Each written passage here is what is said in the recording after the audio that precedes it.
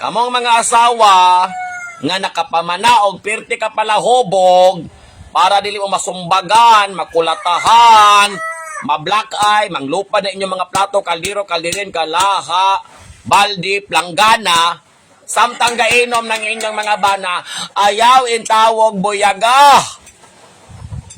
Kaya gaursa pa ng ilim ng anas otok, munang musaka, makabuhat og dautan. Ha? Ayaw! Pasag daig tagay. Kulang. Dugangi. Kay ang tao nga mangitag away, maura na'y gatagay na wala na insakto.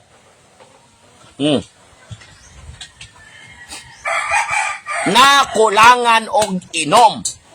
O na mangitag away. Asa man ka nakitag tawo nga nakahurot og 5 ka case.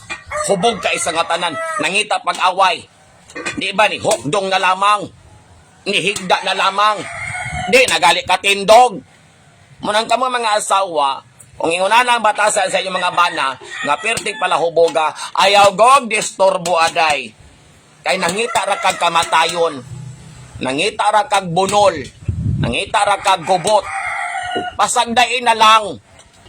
Kay inigbukal sa Red Horse, gasurang-surang ka diha, pag-uli sa inyong balay, basta, tapot yung kas bongbong, mamura yung kag tiki.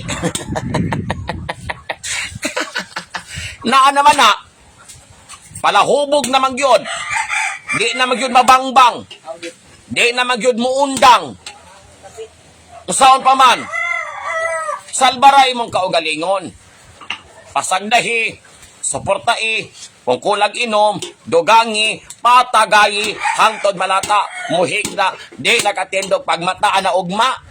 Murara nagwala. Munyagi mo ng ibuyag. Naka-black eye na ka. Gisumbang nakaskuto-kuto, nakapiang-piang na ka.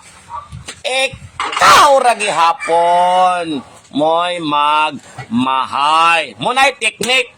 Ha? Munay teknik. Ayaw alang-alanga ang inyong mga palahobog nga bana. Kung di mo ganahang, madisgrasya. Period! Lagot. Ha?